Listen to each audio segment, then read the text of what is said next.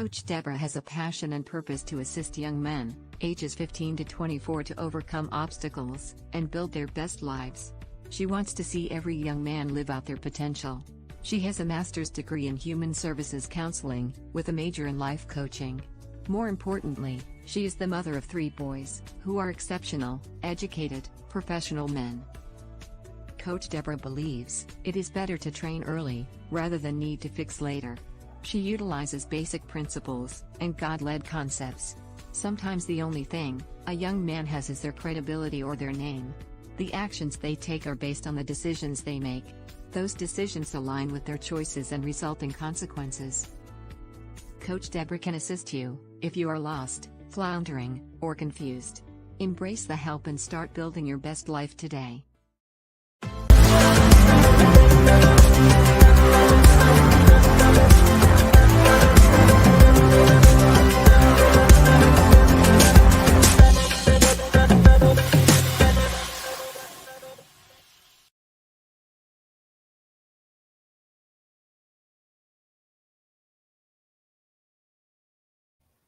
Good morning, good morning, good morning. Happy Saturday, happy Saturday. Welcome to Saturday Morning Live with Coach Deborah D. Smith. I'm super excited to have you here as we focus this month on reach out for gratefulness. Reach out for gratefulness. You know, we all have so much to be thankful for. And I mean, November is a great time to give thanks or show our gratitude to others, but that's something that we actually, we should do it all the time. But I know a lot of people express gratitude during this month. So if we started this month, how about let's try to get momentum and keep it going. But we are saluting gratefulness this month. So I'm excited about the topic that I will be doing today. But before we get started, of course, make sure that you like, share, and comment as we go forth with the message today. I always thank you for your support, because without you, I wouldn't be here because I wouldn't have audience, right? So thank you so much. But please make sure that you like, comment, and share so we can get this content out all over the world, and we'll know if the information is helpful or if there's other conversations or different professionals or experts that you would like to see here on Build Your Best Life. I love your input. So thank you so much again. Good morning. So my topic today is joy comes in the morning. Joy comes in the morning. How awesome is that? Joy comes in the morning. Many of you may already be familiar with Psalm 30,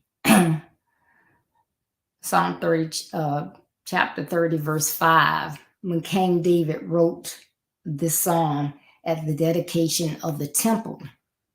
David explained that God does not remain angry with those that are called for his purpose. Yes, he may get angry. He likes obedience and like for us to do those things that he has left in the word for us to do. But he doesn't stay mad all the time. Like trouble doesn't last for always. So no matter what you go through, even if it causes you to cry all night long, God is still there with you, holding you, comforting you. And guess what? There will be joy in the morning. You may be disobedient, go astray, but God will not leave you or forsake you. Yes, I'm talking to you, young man. I'm talking to you, young lady. I'm talking about you, mom, that's worried about that child that you are trying to talk with. And it seems like the more you talk, the more they try to go astray. And God's there. He will hold you up and still be there loving you in the morning. So using David as an example, I'm going to try to talk about this topic because as I thought about gratitude in this month, and all the things that we have to be grateful for. It leads to, well, how good have I been or how bad have I been? Do I deserve all of this? So again, it reminds me that, no matter that I do wrong or I stumble, God's there for me. He doesn't just let me just fall down and stay down. Just like I try to talk about, you can overcome your obstacles and build your best life. He's there. Joy's coming in the morning. You're traveling and you see the clouds that look dark ahead of you and you don't know what to do. Do you go to the rest area or did you keep going? And something tells you just keep going. And so you drive and then that storm you just drive right into it. It's dark, it's raining really, really hard. You can barely see. And it's like, what do I do now? Do I try to see if I can pull over? What do I do? So you may begin to pray, but you keep going. And what happens? You end up driving out of that storm. And you may even see a bright sunshine when you drive out. Because joy is coming. It's not going to stay dark always. So I'm going to kind of use David as an example because we know David as a man that had God's heart and how much he loved God. But we also know that David made mistakes. David stumbled.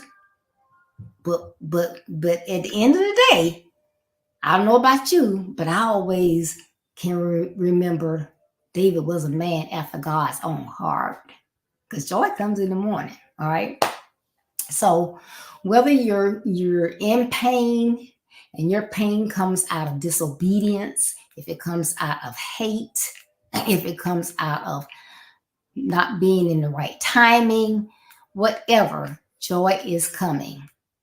Now we know that David was the youngest son of Jesse, and we know that he was the smallest of his brothers, but he was strong, he was mighty, he was not afraid, and God was always with him. When they were looking for that person, God said, no, it's not that one. It's not that one. No, it's not that one. They went to all the sons. You sure you are the sons? These are the sons you got? Oh no, that is that one, that youngest little runt. But David. So, and then we know that, he wasn't afraid. Everybody else was afraid of Goliath, but he went out there and he fought Goliath, right? But we also know that David did some things that were not so good, that were not so pleasing to God. We know that, in his time of leisure, he looked out and saw this woman and he lusted after her. He knew that it was someone else's wife, but yet he still lusted after her and laid with her. And then when they got themselves in a little bit of trouble, what did he do? He did something else that was horrible. He plotted to have the husband killed. Now, he tried to get the husband to come home and spend some time with his wife so he wouldn't know the mistake that had been made.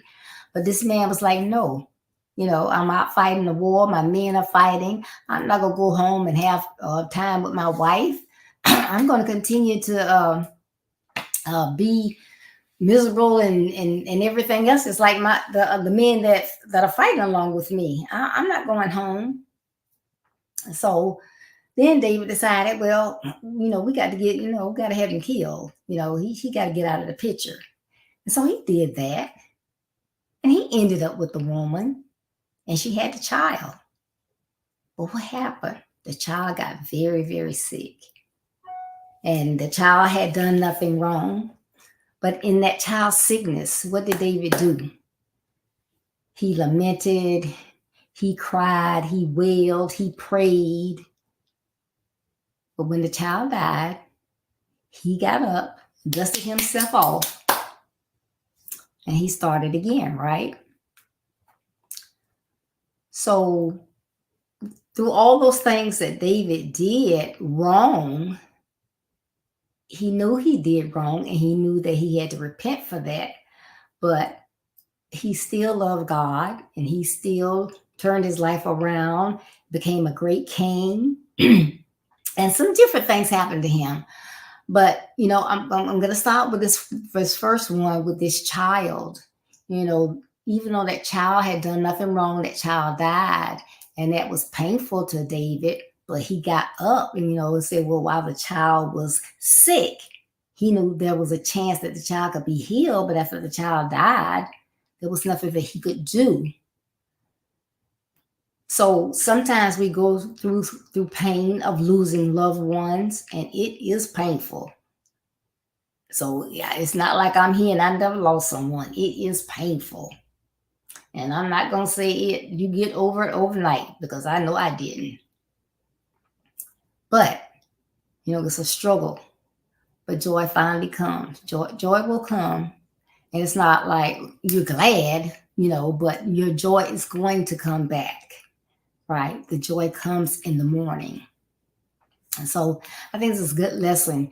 As young men, you're out there and you're doing things and you know that they're wrong and you're doing them, and you get to a place where, well, I've been doing wrong all this time, so I just as well start, continue to do wrong. No, you can always turn your life around.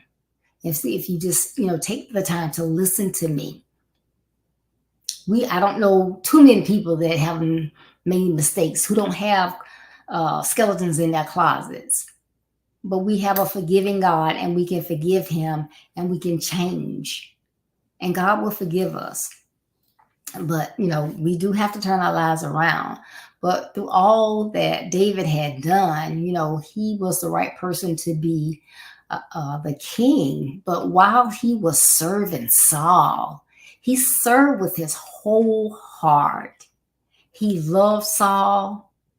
Remember, he was the one, and how he got involved with Saul was playing that harp for him and soothing him and being there for him. And got to be friends with his brother, Saul's son, Jonathan. And that was just like a brother to him. So they were like family to him.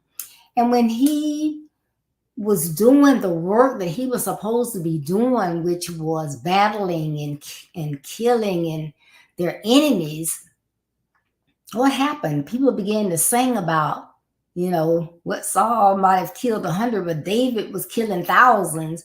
And Saul got jealous. He got jealous. And then he turned on David, and he wanted David dead. David had opportunities to kill Saul, but he didn't take them. But that goes back to, just using David as an example, because I want to say you're going to have friends that are going to turn into your enemies. And it's going to put you in a bad place. So you may weep, you may hurt, you may get angry. But that's not the end of it. You'll have people in your life that will turn their backs on you. You'll have fathers that walk away. You'll have mothers that walk away. You have friends and siblings that walk away. You'll have mentors that walk away. Not everybody is ordained to be in your life for a lifetime. Some for a reason, some for a season, and then some for a lifetime.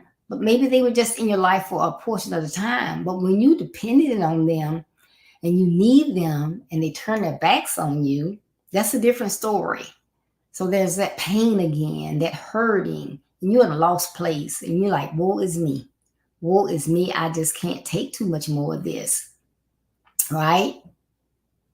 You try to do the right thing. You get that first job. You're going out there and you're trying to do the right thing. You don't like the way someone talks to you, but your parents have already taught you, when you go to work, some people are going to say some things that are going to hurt your feelings. Some people are going to say some things that are not true. But you have to know what your responsibilities are. You have to do what you're being paid to do. You have to be on time. You have to do what you're supposed to do while you're on the clock. You have to work to the end of your day. There's certain things that you have to do. But still, managers and bosses can lie. They can scheme. They can have other people that they want to put in positions when you're qualified. But you know who your God is, because joy is coming. God knows your heart. He knows who he created, what he created you for. And the joy is coming. You can't get lost in, this is the end of the story. I'm beaten down. Everybody's walking over me. You got to come out of it. You got to know who you are, whose you are, and what you were created to be. So when I talk about those goals, when I talk about those strengths, that is why you got to know. You got to hold your head up, because your joy is coming. It's coming. But you might have to wade a little while in the water. You get out there in the deep water and you can't swim. How I'm going to get back? Water's up to here. You got to do what you got to do till you get where you can get out, right? So you have to do those type things.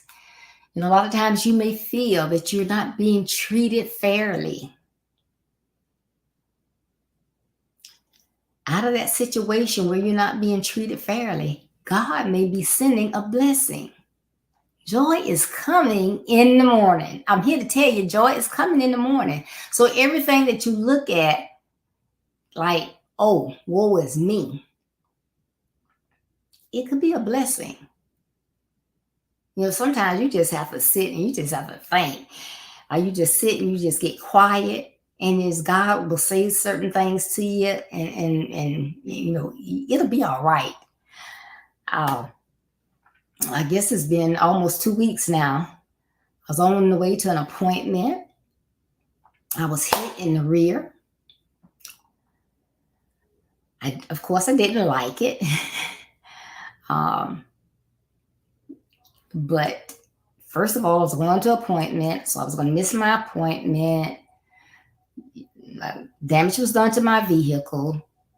Damage could have been done to my life. I decided to drive the big SUV instead of the car. And then while we're sitting there waiting on the community officer to come and write everything up, a rescue passed by, a fire truck passed by. So while I'm sitting there being quiet, I'm thinking, okay, this could be so much worse. I could have been driving the car, and that tap that did this much damage to the SUV could have did a whole lot more damage to the car, and I could have been injured.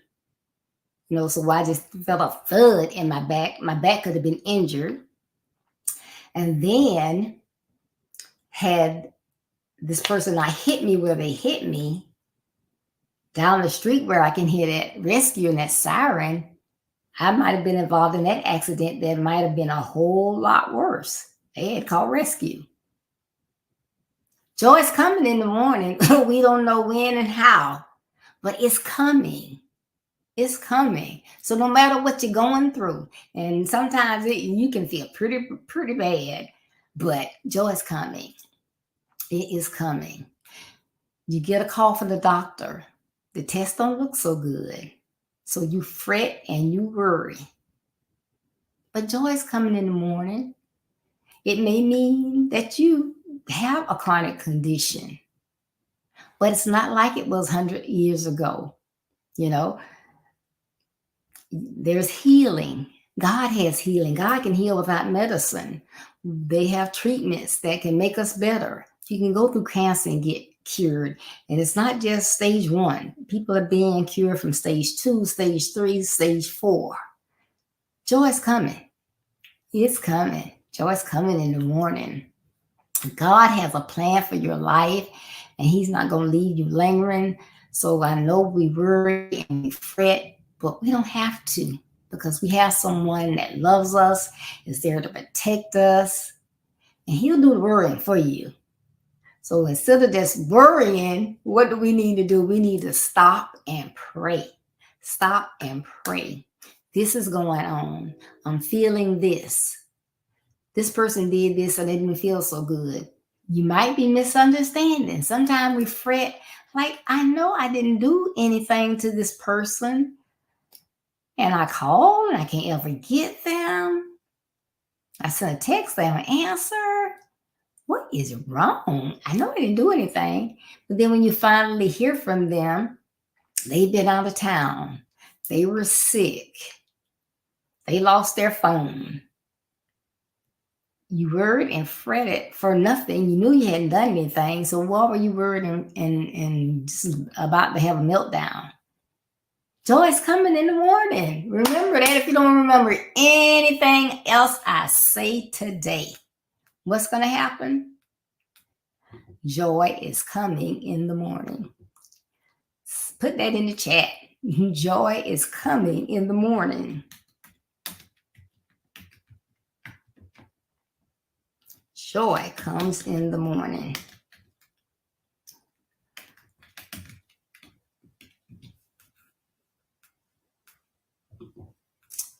So I know it's kind of like hit and miss, but of all the things that go on in life that bothers us, sometimes you may have financial issues. Sometimes you may have health issues. Sometimes you may be having issues with a relationship, whether that be a friendship or, platonic relationship, a romantic relationship, parent-child relationship. You can be, something with your health. You got bad news about something, unexpected bill, anything. So it sounds bad. It sounds horrible. Don't just lose it and just give up. Remember who you serve. Remember, you can pray and you don't have to worry. And joy is coming in the morning. Okay? So I hope you enjoyed this topic that I had today about being grateful, because knowing that you have joy in the morning, you can always be grateful that whatever you go through, you're either going through it for a reason, you're going through it for a season, but you're going to come out, and you're more than likely going to come out a whole lot better. So spend your time loving, being kind, doing those things that you know that you need to do. And remember that regardless of what's going on, tomorrow can be a brighter day. I am going to I got a little bit more about joy in the morning before we leave, but I want to go ahead and say that beginning Monday is our 4th annual Grateful Conference, 2023 conference. And it's being grateful to those who have reached out in life. It starts Monday, 6:30 p.m. Eastern Standard Time. Our first speaker is Anita J. Cummings from Thompson, Georgia, and her topic is "Thank you for stepping up." You don't want to miss it. Believe me, if you've never heard this young lady speak, I don't care what she was speaking about. You got to hear her. She is amazing.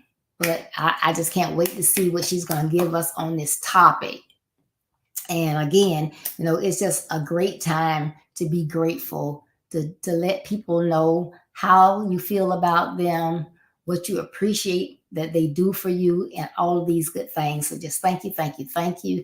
I thank you so much for supporting Build Your Best Life with your prayers, your giving, whatever you do, your sharing, your comments. I appreciate it so much. Please don't forget to visit the website, www.buildyourbestlife.org. Check out that blog each Monday. Keep abreast of my calendar of events. And always remember, I am a life coach. I do consultations, coaching, speaking, and webinar speaking. And I do write the book, Build Your Best Life. It is about your life, your actions, and your credibility. overcoming obstacles to build your best life. Joy's coming in the morning. You got to do some work to get there, but joy's coming in the morning. I'm here to tell you. And if you like a Kindle version, you can do it on get it on Amazon.com. So again, thank you so much for tuning in. Before I go, I want to leave you a little bit more about joy in the morning. This is just a little something that I threw together.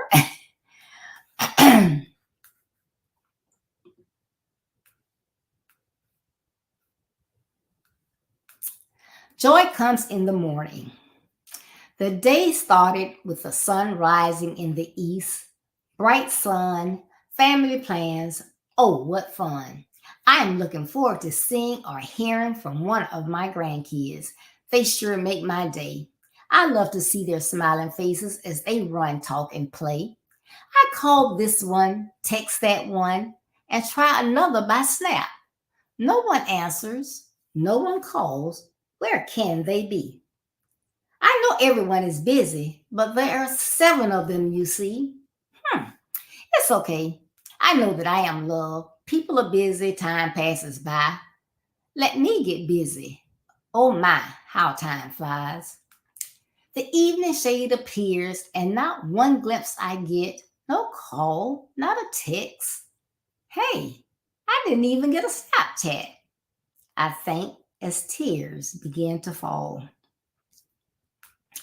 As I prepare to close my day, I sit and reflect on what kindness did I display. The day has been full, and I sure got a lot done. I'm ashamed because not a person did I take the time to call, to my dismay. I guess I will pray and lay my head down to rest. Tomorrow is another day. Today I failed the test. Early in the morning, I did arise. Not 1 or 2, but 3 heartbeats do I see. What a surprise. My grandkids, I love these 3. Joy comes in the morning for me once again. The next time you have a trying day and don't know what to do, don't worry and fret through the night because joy comes in the morning. God bless you. And remember, building your best life is our business. That's not a slogan, it's our commitment. I love you. Be blessed. And don't forget, Monday, 6:30 p.m. Eastern Standard Time is Anita Cummins. Thank you for stepping up on first day of our Grateful Conference. Bye-bye. Enjoy the rest of your weekend. I love you.